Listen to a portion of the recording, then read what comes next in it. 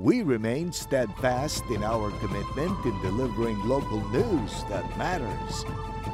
Stories that inspire. Enriching the lives of Filipinos in the Philippines and across the globe. This is your GMA Regional TV. Buong puso para sa Pilipino. Ang mga pinakamalalaking balita ngayong Martes. Bangkay ng dalawang lalaki, natagpuang palutang-lutang sa Pantal River sa Dagupan City. 21 anyos na lalaki, patay matapos saksakin ng kapitbahay sa Binmalay, Pangasinan. Suspect, arestado. 70 anyos na lalaki, arestado sa tangkang pagpupuslit ng ilegal na droga sa Nueva Ecija Provincial Jail. At hulihan ng biik, tampok sa pagdiriwang ng Linggo ng Kabataan sa isang barangay sa Bayambang, Pangasinan.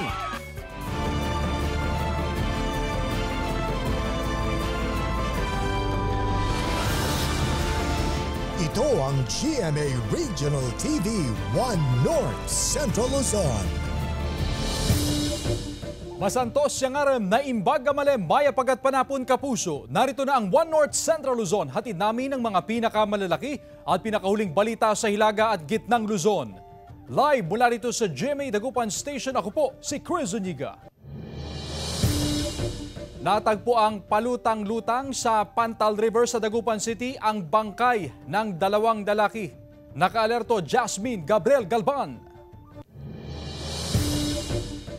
Dalawang bangkay ng lalaki ang natagpuang palutang-lutang sa Pantal River sa Dagupan City. Unang natagpuan ng bangkay ng 33 anyos na si Carlos Cisnero, residente ng Barangay Mangin. Kwento ng kaanak, may mental disability ang biktima. Umalis daw siya ng bahay nang hindi nagpaalam.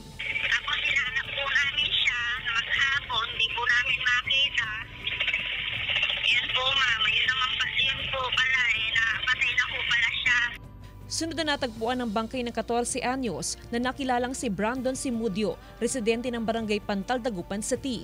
Palaisipan sa magulang ng biktima kung paano siya napadpad sa ilog. Kasi wala po kami kaalam-alam na kung ano talaga yung totoong nangyari, kung naligo ba siya, kaya nalunod, or may nagtulak ba, or hindi ko alam kung may nang disgrasya ba, hindi ko alam.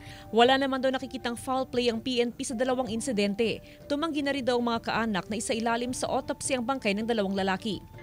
Base naman sa natin, nag-responding doktor, walang mga galos po, walang mga nakitang external injuries.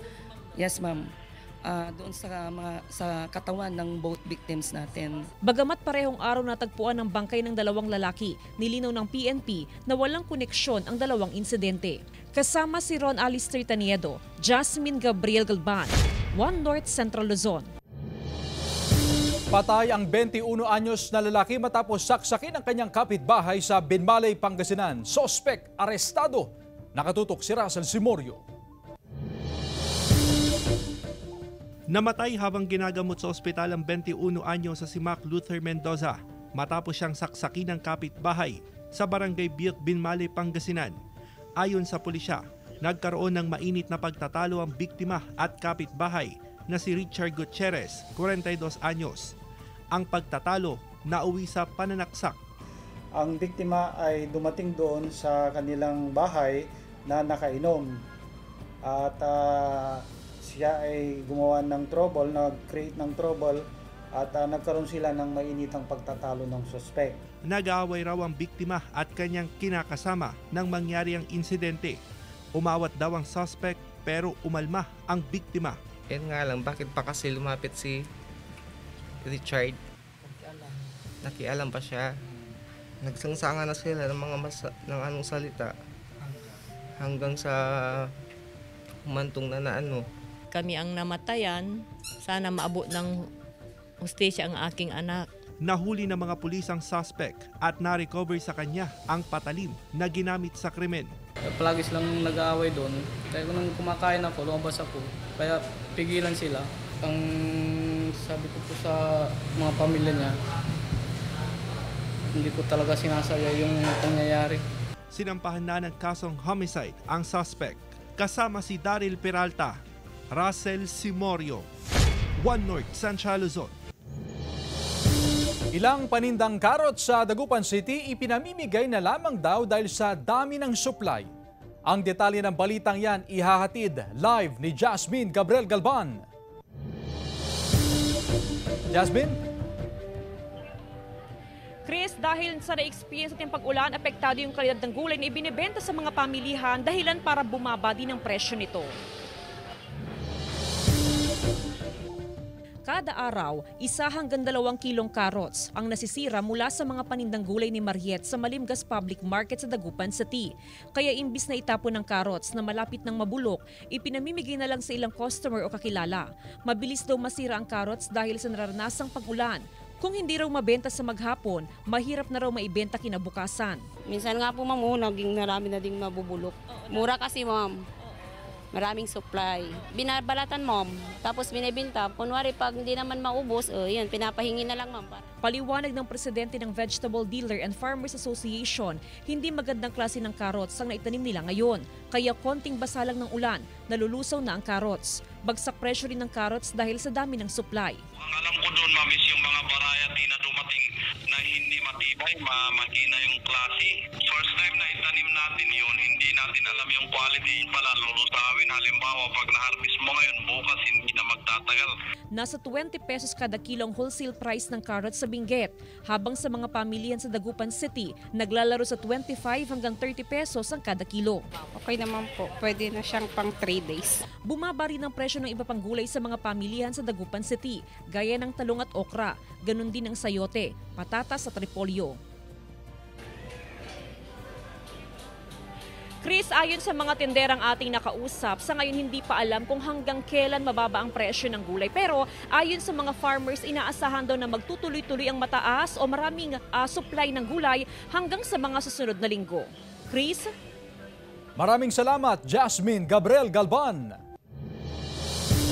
Ilang nahuling nagtatapon ng basura sa hindi angkop na lugar sa barangay Navalwan, Mangaldan, Pangasinan, pinagmulta. Sundan sa ulat ni Claire Lacanilaw Dungka. Sa kuha ng CCTV, makikita ang pagdaan ng isang garong na may kargang mga basura sa bahagi ng barangay Navalwan, Mangaldan, Pangasinan nitong Sabado, August 24. May pinasukan ang garong pero paglabas, mapapansin na kakaunti na lang ang karga nitong basura. Dahil sa kuha ng CCTV, natukoy ang may-ari ng garong na residente ng kalapit barangay. Pinagmulta siya ng 1,000 piso bukod sa 1 linggong community service. Katatapos lang namin naglinis. Nung dumaan ako, may nagtapon na naman ng basura dito. Kaya tinignan ko sa CCTV, nakita namin ng sekretary ko, talagang siya. Matagal na raw na problema ang mga dayong nagtatapon ng basura sa barangay. Base sa umiiral na ordinansa ng barangay, bukod sa multa, maaari rin na makulong ng hanggang 6 na buwan ang sinumang mahuhuling nagtatapon ng basura sa hindi angkop na lugar. Magbibigay raw ang barangay council ng pabuya sa sinumang makapagbibigay ng impormasyon hinggil sa mga irresponsableng nagtatapon ng basura sa lugar. Magkaroon po ng tanda po yung nagtapon ng basura kasi hindi na po dyan ang tapunan. Kaya para malinis po ang barangay. Ilang beses na kami nakahuli ng nagtatapon. Sabi ko sa mga kabarangay kung sino man ang makahuli ng nagtapon ng basura, may premyo sila. Galing sa bulsa ko. Kasama si Henry Duminsil, Claire Lacanilaw Dungka, One North Central Luzon. Alagang baka sa Sarat, Ilocos Norte patay matapos tamaan ng kidlat habang nakapastol sa gitna ng bukid. May ulat si CJ Turida.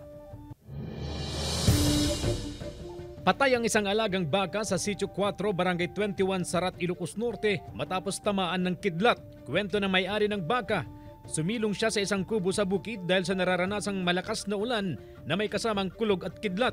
Di kalayuan sa isang puno kung saan niya itinali ang alagang baka. Pero habang nagpapatila siya ng ulan, nakarinig daw siya ng pagsabog kasabay ng pagliyab ng puno kung saan nakatali ang baka. Tinamaan pala ng kidlat ang baka, kaya pati ito nasunog din. Bakas din ang tama ng kidlat sa kahoy. Hindi baka di jay. Hindi ko rumarak hindi nalpas di ma'am. Kita baka ma'am na udatal mo tim ma'am. Dahil sa insidente, Takot na raw ang ilang magsasaka na itali ang kanilang mga alagang baka sa lugar na tinamaan ng kidlat. Dati ka nga, ko animal ming maaning, mabuting kami. Kapag yay kimata. Panawagan ng otoridad sa mga residente na huwag nang lumabas ng bahay kapag malakas ang ulan, kulog at kidlat para maiwasan ang kahalintulad na insidente. Kasama si Rebs Velasco, CJ Torida, One North, Central Luzon. Napuno naman ang kasiyahan ng mga residente ng Barangay Amanco Siling Sur sa Bayambang, Pangasinan sa laro ng lahi na isinagawa sa lugar. Bahagi ito ng selebrasyon ng Linggo ng Kabataan na proyekto ng SK. Nagtagisan sa paghuli ng biik ang mga kabataan kung saan ang biik mismo ang premyo. Para naman may challenge, nakapiring din ang mga manguhuli ng biik. First time daw na mangyari ito sa barangay kaya tuwang-tuwa ang mga residente. Bukod sa mga palaro, namigay din ang SK ng libreng reflectorized vest sa mga motorista. Na katakdaring magsagawa ng symposium hinggil sa HIV awareness at mental health. Ito ang GMA Regional TV 1 North Central Luzon.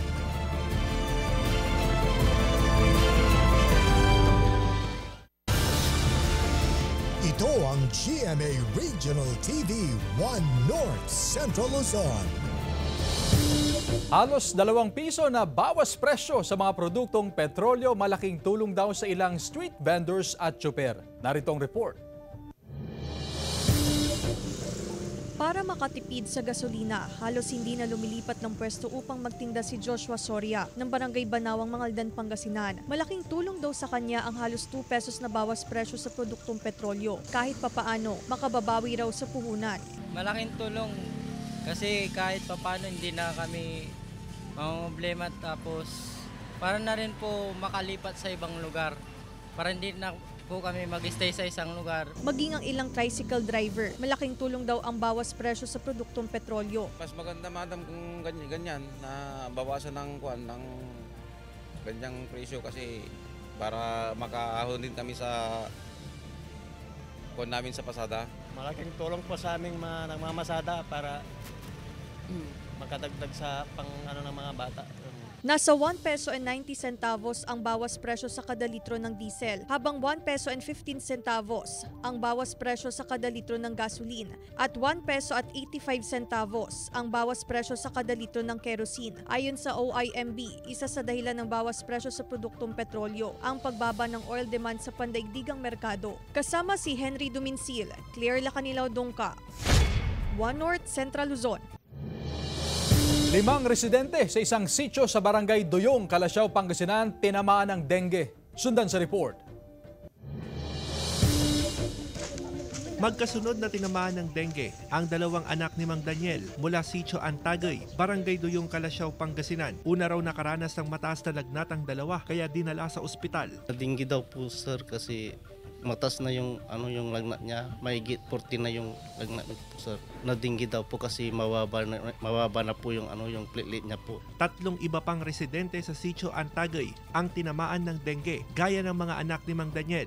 Nilagnat din ang mga biktima. Hindi ko rin po alam sir kung saan po nakuha yung dengue. Hindi po rin namin nakikita po yung dengue kaya hindi po namin alam kung saan po nakuha yung dengue. Pagi na po nag-request po kami kay CAP. Nagsagawa mga opisyal ng barangay ng malawakang paglilinis sa barangay, lalo na ang mga lugar na posibleng pinamumugaran ng lamok. Nagkaroon kami ng dengue case sa Duyong Sentro, ni-report dito. After a week, meron ding dengue case sa may Sitio Antagay, sa may Kamanggaan. Inilapit namin sa RHU, nagkaroon sila ng fumigation sa 2 sitio na yun. Nasa mahigit 1,100 ang kaso ng dengue sa Pangasinan base sa tala ng Provincial Health Office. Paalala ng otoridad, iwasan ng self-medication, ugaliing magpakonsulta sa doktor kung nakararanas ng mga sintomas ng dengue. Kasama si Daryl Peralta, Russell Simorio, One North, Central Luzon.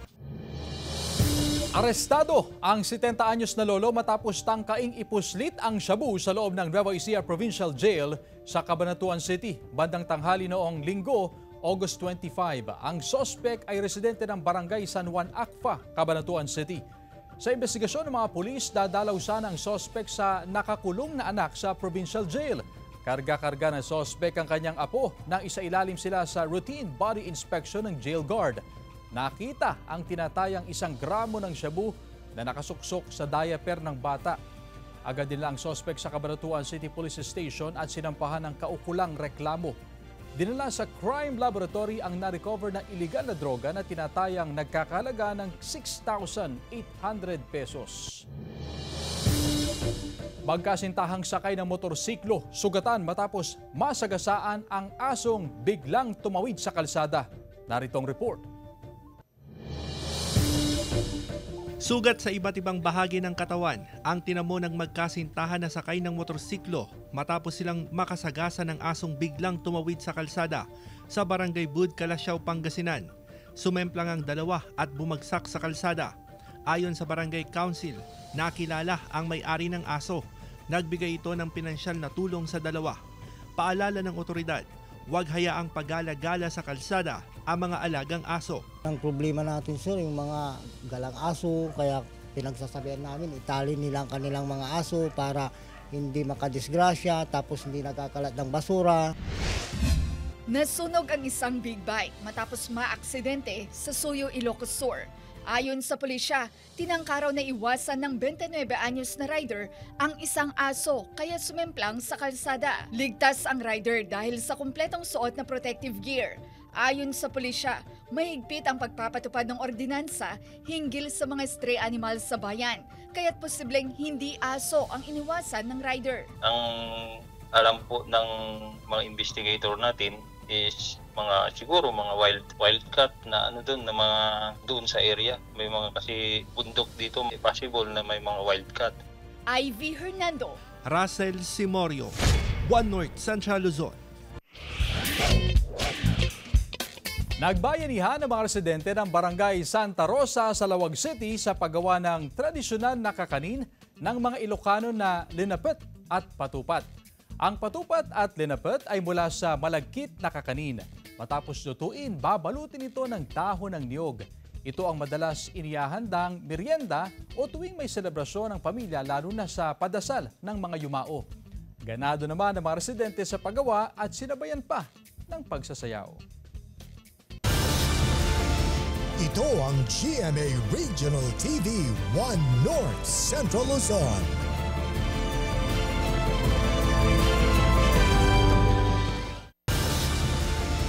Ito ang GMA Regional TV 1 North Central Luzon. Patay ang 72 anyos na siklista matapos na mabangga ng motorsiklo sa San Juan, Ilocos Sur. Nakatutok si Ivy Hernando. Sa kuhang larawan na ito, makikita ang nakadapang siklista at isang rider sa Provincial Road ng Barangay Kabanglutan, San Juan, Ilocos Sur matapos ang nangyaring banggaan gabi ng August 25. Duguan ng 40 anyos na rider habang ang 70 anyos na si Victor Ubaldo nagawa pang paupuin sa gilid ng kalsada bago dinala sa ospital. Ngunit habang nilalapatan ng lunas ay binawian ng buhay dahil sa matinding sugat at tama sa ulo. Pakrosa na si tatay yung cyclista na bump naman ng doon sila nag-abot ng motor. Madilim daw sa lugar at muulan nang mangyari ang aksidente, kaya posibleng hindi nakita ng rider ang biktima. Nakainom din ang rider ayon sa pulisya. Kung wala siyang ilaw, dapat nakasuot siya ng protective gear tulad ng helmet at saka reflectorized vest. May reflector naman si uncle namin, ma'am. May headlight pa, no? Plus light. Nasa paggamutan pa ang rider. Wala pang pag-uusap ang dalawang partido. Kailangan namin ang kanyang tulong sa pagpapaligin sa kanya. Pero kung hindi siya makipag-ayos, siyempre idedemandahan namin. Kasama si Norman Raca, Ivy Hernando, 1 North Central Luzon. 52 anyos na lalaki natagpo ang patay sa irigasyon sa Cabugao, Ilocos Sur. Nakaalerto, Ivy Hernando.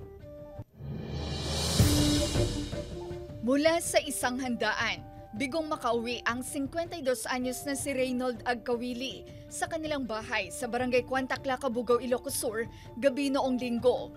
Natagpuan na lang siyang bangkay sa irigasyon kinabukasan. Lasing po siya, so ang theory namin dito is that nung pauwi na siya, doon na siya nahulog sa irrigation canal, ma'am. Posibleng naanod pa raw ang biktima. Umulan daw ng gabing iyon at malakas ang agos sa irigasyon. Meron kasing trap yung irrigation canal. Doon na nasasala yung mga malalaking bagay.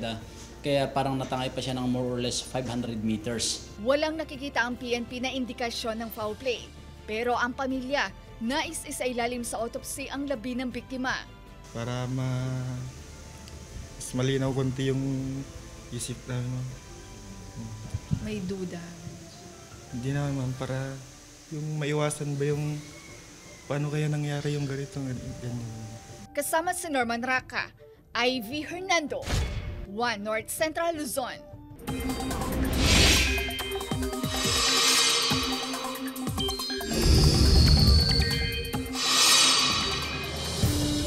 Mga kapuso, magiging maulan ang panahon sa malaking bahagi ng bansa. Hindi po ito dahil sa bagyo o low pressure area, kundi dahil sa hanging habagat na makakaapekto lalo na sa Luzon at Visayas.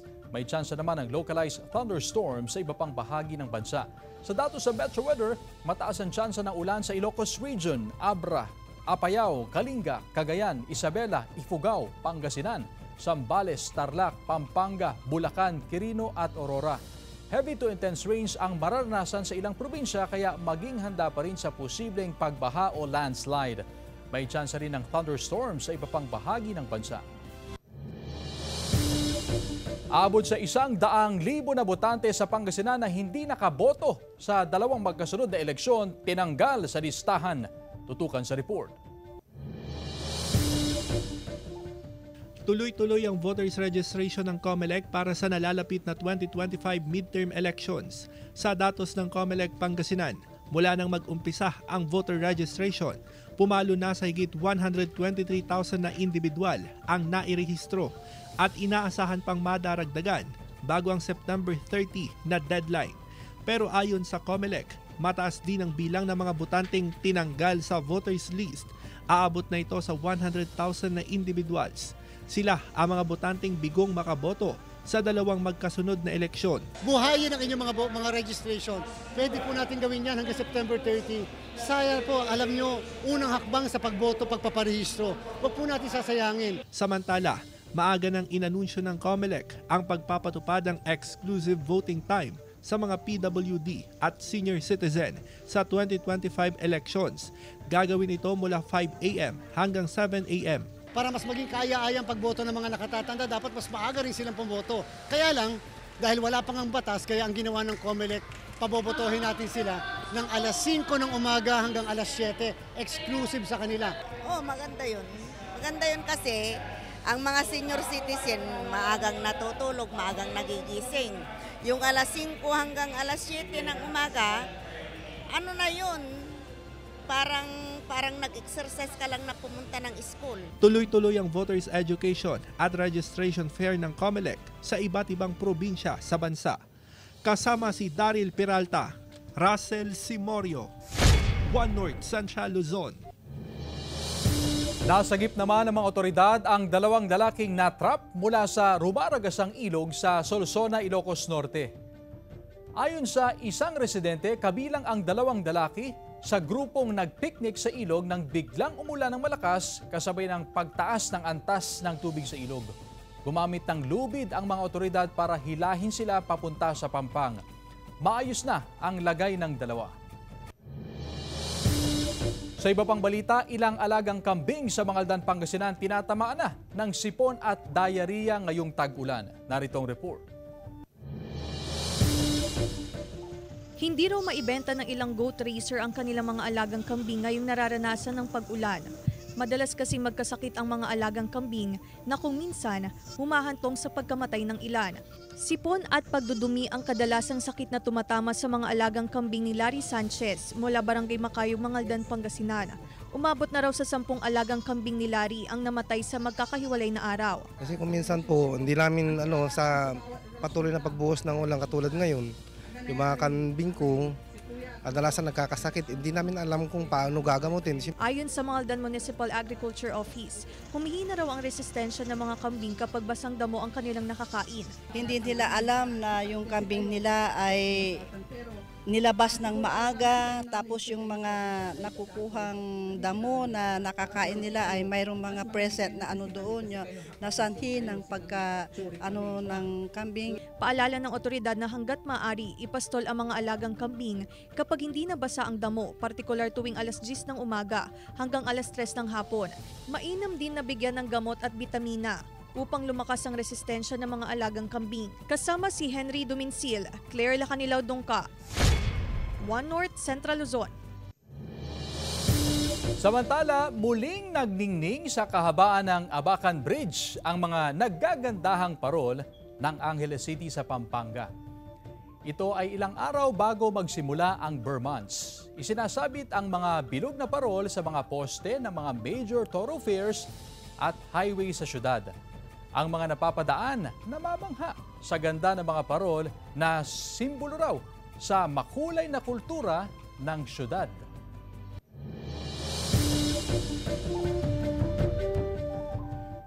Ilang Kapuso artists nakisaya sa Kapuso Mall Show sa San Carlos City, Pangasinan. Silipin sa ulat ni Jasmine Gabriel Galban. Incredible surprise sa sangbaon ng Kapuso Stars sa ginanap na GMA Regional TV Kapuso Mall Show sa San Carlos City, Pangasinan. Abot tenga ang ngiti ng Team Reagan sa performances ng abot kamay na pangarap cast member na si Jeff Moses.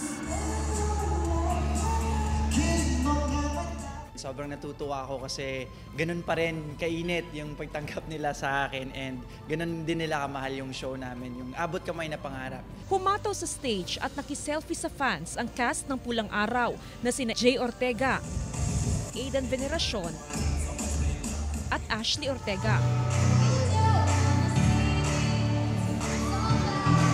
Sa mga nanood ngayon sa mall show namin, maraming salamat. Inar-arot taka mga Pangasinense. Ang saya, ang wild nila. Super nakaka-overwhelm yung mga kapuso natin dito. Di namin in-expect. Taas ng energy.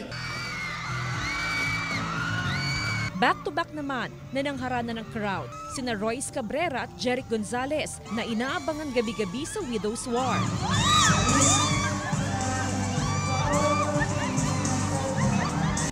Na ganun yung maging salubong nila sa amin. Kaya may pagkakataon, syempre, why not? Balik ulit kami para may pagsaya sa kanila. Thank you sa mga kapuso natin dito dahil ang init talaga ng pagtanggap nila sa amin. Nagsilbi namang host ng masayang palabas si Sparkle GMA artist Migs Almendras. Hindi lamang sa performances, bigay todo ang Kapuso Stars, kundi pati sa pagganap sa kanilang mga karakter. Jasmine Gabriel Galban, One North Central Luzon. Samantala, mapapanood niyo po ang episode na ito at iba pang pinakahuling lokal na balita sa official website ng GMA Regional TV, www.gmaregionaltv.com. Pwede rin kayo bumisita sa aming official YouTube channel, GMA Regional TV, at i-click ang subscribe button para sa pinakamaiinit na balita mula sa mga rehiyon. Nais din naming pasalamatan ng mga kapuso sa Hilaga at Gitnang Luzon, maging ang mga kapuso natin abroad. Dahil sa GMA Regional TV, local news matters. At yan ang mga pinakamalalaki at pinakahuling balita sa Hilaga at Gitnang Luzon. Maraming salamat sa pagsama sa amin pati na ang mga kapuso sa ibang bansa na tumutok sa mga balita sa rehiyon. Ako po si Chris Zuniga. Kami ang GMA Regional TV, One North Central Luzon. Buong puwersa para sa mas malaking misyon at mas malawak na pagdilingkod sa bayan.